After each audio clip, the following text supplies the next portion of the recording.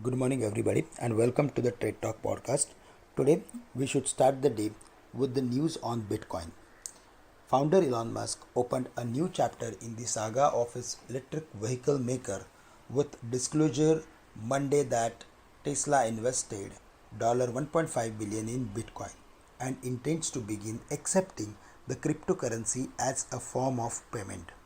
The move comes less than 2 months after the company was added to the S&P 500 in the index largest ever inclusion. Now, if we see the trend of dollar index, then there we are seeing some negative reversal since last 3 days, and maybe because of this sudden rise in the Bitcoin and specific investment from the Tesla, I think the dollar index is coming under some pressure. Now, if alternative currencies are going to do well, then it is certainly going to increase pressure on the dollar index, and that is what that we are seeing, which is positive for emerging markets. And in emerging markets are again started doing well since last 3-4 days. If we see the activity in the Asian markets, then they are recovering from the lows, but for Indian markets we are gaining since the announcement of the budget, and it was the sixth consecutive session when we saw the market closing at the highest point of the day.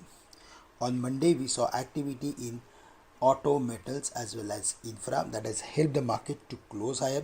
We saw activity in IT index, and there was some profit taking in FMCG as well as pharmaceutical stocks. PSU stocks, PSU banks also closed into negative territory, and there was some profit taking at higher levels after the substantial run up of the previous week. The market did extremely well, mainly due to global markets which are doing well since last 2 to 3 days, and weakness in the dollar index. Commodities have again started recovering from the lows and has boosted the sentiment of the market heavily in the second half of the trading session on Monday. The market Nifty closed above the mark of 15,100, which is positive, but at the same time we cannot forget that the market is opening higher with a gap and it is not filling to the same. These are all exhaustion gaps, and if something comes negative for the market, then the markets may try to fill all those gaps. So yesterday the market has left gap between the levels of 14,950 and 15,050. So today or in next few days, if we see the market is breaking 15,040, then we are going to see further more weakness, and in that case the possibility of hitting 14,850 or 14,800 is also not ruled out.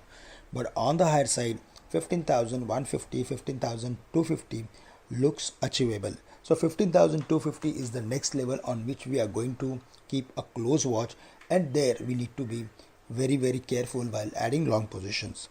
It's a overstretched market in the short term, and in case if we see any higher opening close to 15,200 as the Singapore Nifty is suggesting, then there we should look for taking profit on long positions. It is always better to reduce the cost of our portfolio and to buy only if there is any correction in the markets.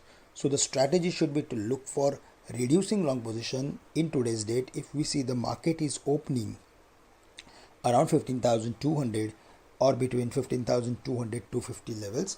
On the downside, if we see the market is breaking 15,040, then the furthermore weakness is not ruled out, and in that case we should look for adding some put options.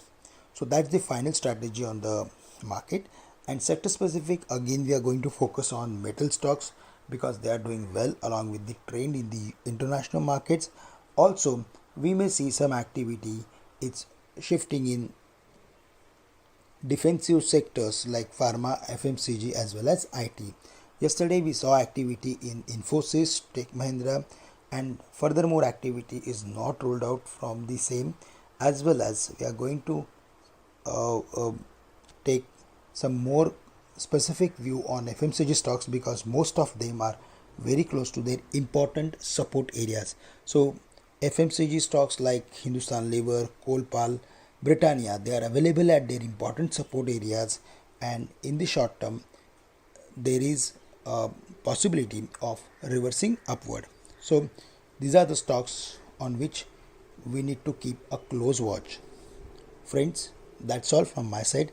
With this, I am ending today's morning podcast. Thank you very much for listening in and have a great day to all of you.